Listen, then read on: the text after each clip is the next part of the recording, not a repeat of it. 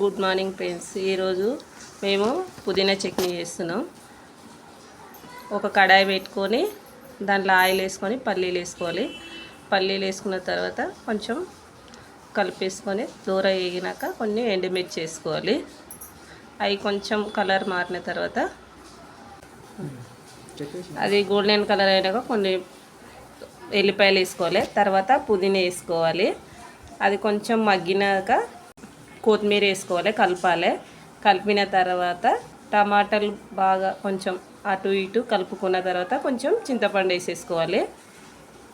అంతా కలిపేసుకొని మూత పెట్టేసుకొని ఒక 5 నిమిషాల తర్వాత 5 నిమిషాలు తర్వాత మిక్సీ పట్టుకోవాలి. దించేసుకొని నున్న కాకుండా కొంచెం గరుకు పట్టేసుకొని ఈ విధంగా చట్నీ రెడీ అయిపోయింది. ఇప్పుడు మనము పెన్నం పెట్టుకొని దోశలు ఈ విధంగా వేసుకుంటున్నాం. చూడండి, మేము ఈ విధంగా వేస్తున్నాం ఫ్రెండ్స్ దోశ. మీరు ఎలా చేస్తారో కామెంట్ చేయండి.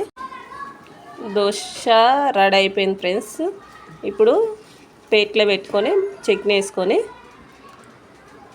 తీసుకుపోయి మా మామయ్యకి ఇస్తున్నా. బాయ్. మరి మా వీడియో నచ్చితే లైక్ చేయండి, షేర్ చేయండి, సబ్స్క్రైబ్ చేయండి. బాయ్ మరి.